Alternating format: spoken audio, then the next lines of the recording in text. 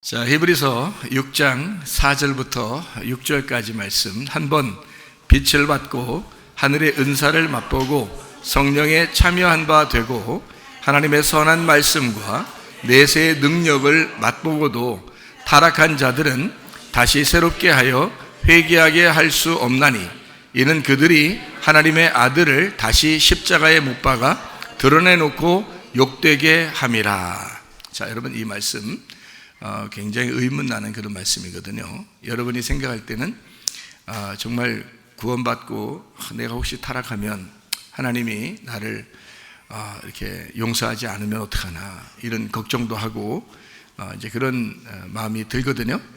그래서 이 말씀을 읽을 때 여러분, 이제 교회 다니는 사람들, 특별히 예수 잘 믿는 사람들은 고민이 생깁니다. 이 말씀을 가지고 상당히 고민이 생겨요.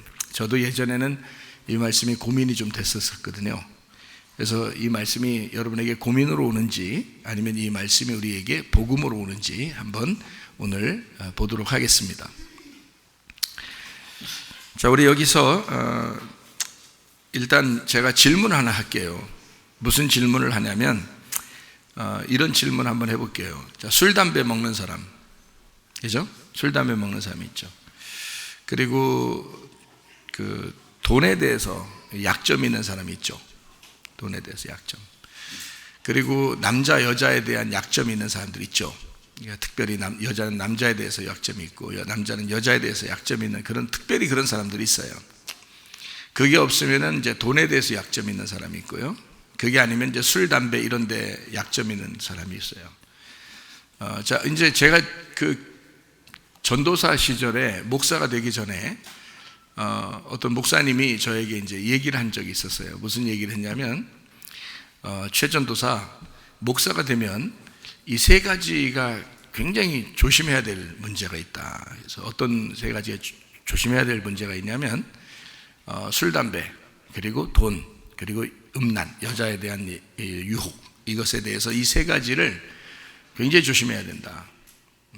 목사는 특별히 그렇게 해야 된다. 이제 이런 조언을 해준 이제 미국에 이제 어떤 목사님이 계셔요.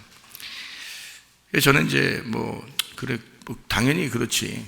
어릴 때부터 목사가 되기로 이제 결심하고 자라났으니까 당연히 이런 거야, 그렇지라고 생각을 했어요. 그렇게 생각하고 이제 살았거든요. 그럼 이제 그분이 이제 하는 말이, 다른 거 두 가지는 회복시키면 된다. 술, 담배 안 하면 되지. 하다가 안 하면 끊어지면 되지.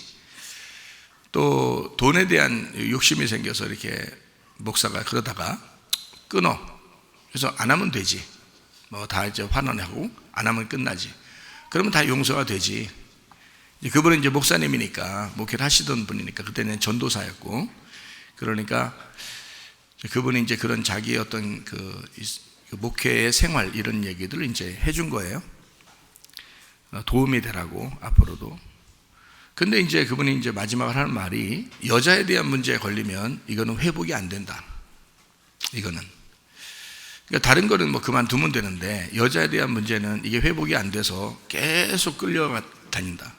그래서 어쩔 수가 없다, 이거는. 그러니까 너무 힘드니까 아예 그거는 처음부터 조심하는 게 좋다. 이런 얘기를 제가 들었어요. 맞는 얘기예요. 자, 여자에 대한 음란이죠. 남자에 대한 음란, 여러분 이제 사람들이 가지고 있는 게 그런 게 있죠. 그리고 돈에 대한 것도 이제 제가 다른 말로 이제 같이 말하면, 자, 남자에 대한 음란, 여자에 대한 음란, 돈에 대한 음란, 그리고 술, 담배에 대한 음란, 도박에 대한 음란, 게임에 대한 음란, TV에 대한 음란. 제가 지금 얘기하는 음란을 다 뒤에다 붙여놨어요. 같이. 그러니까 어때요? 다 똑같죠? 제가 이제 말씀을 깨닫고 난 다음에 이제 이런 것들을 이제 알게 됐는데요. 그분은 저에게 이제 충고하느라고 이제 도움이 되라고 얘기한 거고, 저는 이제 그분의 말씀을 아주 깊이 새기고 있습니다. 그런데 이 말씀에 대해서 제가 여러분에게 좀 이야기를 하고 싶어요. 그러니까 모든 게 다 음란으로 다 이제 붙여서 할 수 있는 거예요. 성경에 대한 음란은 다 어디서 나왔다고 그랬죠? 선악과에서 나온 겁니다. 모든 성경의 음란은 다 선악과에서 나온 거예요. 그리고 그거를 우상숭배라고 합니다. 그러니까 선악과 우상숭배, 탐욕, 음란 똑같은 거예요.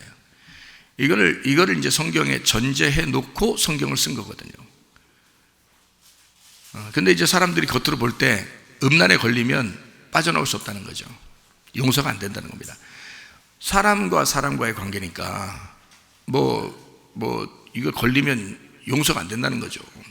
걸리면 돈에 대해서 걸리면 해결하면 돼요. 그냥 다 주면 되는 거고, 술 담배 걸리면 그냥 안 하면 된다 하면 되는 건데, 여자 남자에 대한 문제가 걸리면 이거는 돌이키기가 어렵다. 왜냐하면 사람들과의 관계니까. 그런 얘기들이었어요. 다 좋은 얘기입니다. 자, 성질에 대한 음란, 삐짐에 대한 음란, 짜증에 대한 음란. 여러분 안 그런가요? 잘 들어보세요. 하나님이 보실 때 하나님과의 관계와 전혀 다른 여러분의 삶이 다 음란이죠. 그렇죠? 생각해 보면, 자, 남편이 아내를 무시합니다. 음란이죠. 아내가 남편을 무시합니다. 함부로 대합니다. 음란이죠.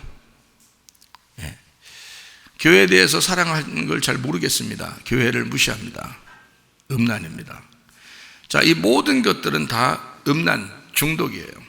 자기를 이렇게 보기 위해서, 자기를 나타내기 위해서, 자기를 감싸기 위해서 다른 것들을 다 무시해버리는, 상대적으로 나에 대한 음란이 걸린 거죠. 자기가 자기에 대한 음란이 걸린 거예요. 세상적인 거죠. 세상을 사랑하는 사람들은 음란에 걸려 있습니다. 그거를 성경에서는 간음한 여인이라고 그렇게 말합니다. 야고보서 4장 4절의 말씀이에요. 세상을 사랑하는 거를 성경에서는 음란이라고 얘기해요. 그거를 간음한 여인들아 이렇게 얘기해요. 간음한 여인들아, 세상과 벗된 것이 하나님과 원수됨을 알지 못하느냐? 그런즉 누구든지 세상과 벗이 되고자 하는 자는 스스로 하나님과 원수되는 것이니라. 하나님이 우리한테 원수를 삼는 게 아니고 스스로 세상을 선택하다 보니까 하나님하고 원수가 되더라, 하나님하고 떨어지더라, 그 말이에요. 세상을 선택하다 보니까. 자, 여러분은 어떤 사람을 정죄하고 비판하지만, 그러나 사실 하나님 쪽에서 볼 때는 그 사람이나 여러분이나 똑같죠. 하나님을 멀리하는 모든 세상의 모습은 여러분의 생각도 상상도 모두 다 죄입니다. 하나님이 보실 때는 여러분이 그냥 숨을 쉬는 것 자체가 죄예요. 근데 뭘 그렇게 다른 사람을 평가하고, 저 사람은 왜 저래, 이 사람은 왜 이래, 왜 그러냐 이 말이에요. 참 이상하죠, 그죠? 제가 이 이야기를 먼저 이렇게 하는 이유가 있어요. 이거는 내 스스로가 이거를 스스로 해결하려고 해서 되는 것은 아니라는 겁니다. 스스로 해결하려고 했을 때 그 자체가 뭐라고요? 교만이라고요. 안 된다고요. 여자 남자에 대한 음란만 해결이 안 되고 스스로 해보려고 해도 안 되고 교만이냐? 아니에요. 여러분, 그건 아니더라도 술 담배도 마찬가지예요. 게임도 마찬가지예요. 도박도 마찬가지예요. 게으름도 마찬가지예요. 성질 내는 것도요, 안 하려고 얼마나 많이 합니까, 여러분이? 근데 그게 된다고요, 그냥.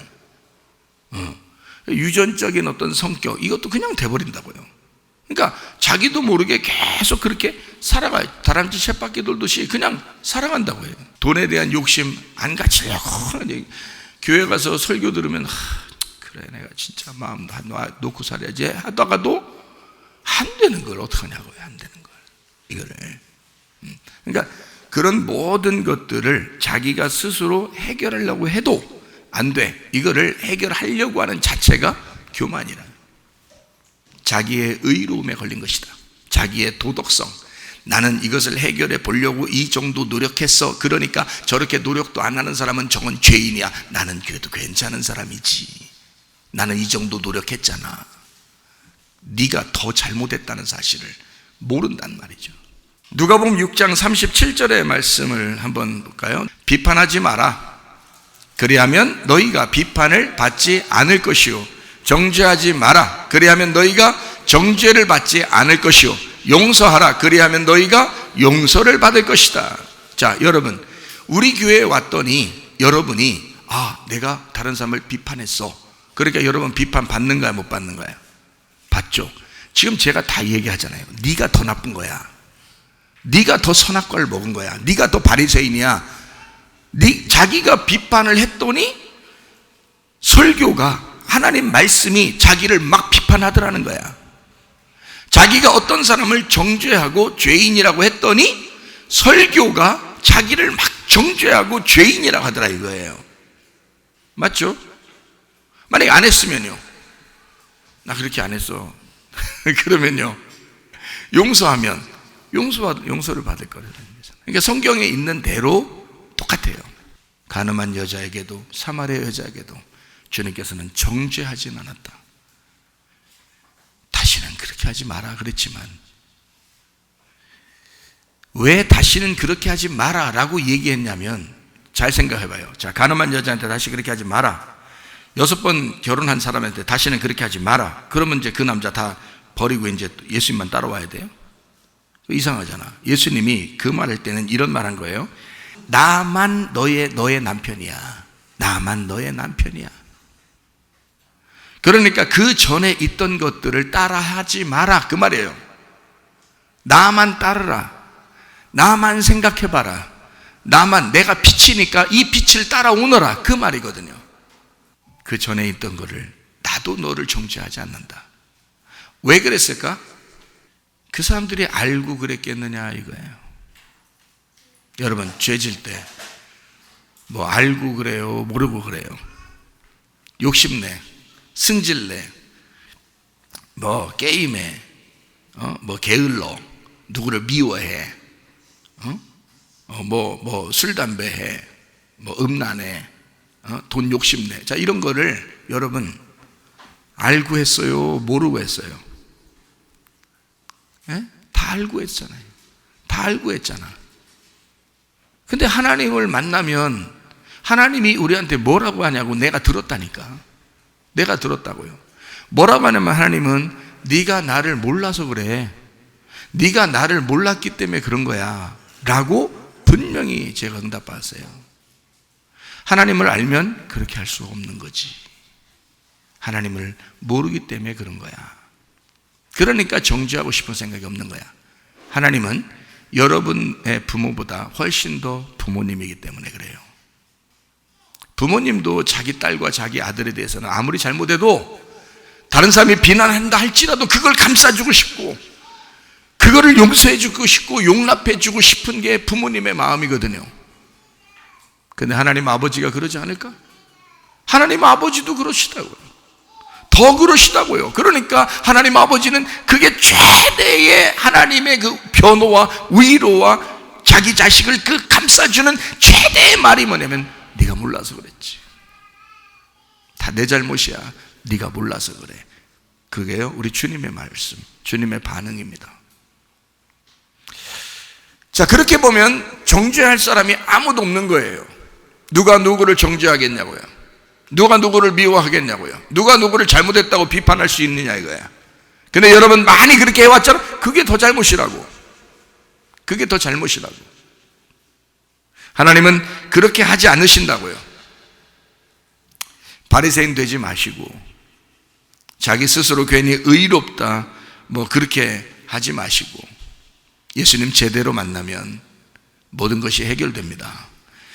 어떠한 죄도, 자, 어떤 죄는 뭐 용서받을 수 있고, 어떤 죄는 뭐 좀 쉬운데, 해결되기가 쉬운데, 어떤 죄는 진짜 힘든 거야. 이거는 굉장히 힘든 거야. 아니에요. 예수님 만나면 되돌릴 수 있습니다. 자, 술, 담배는 되돌릴 수 있고, 돈은 되돌릴 수 있는데, 여자, 남자 만나는 건 되돌릴 수 없다? 아니에요.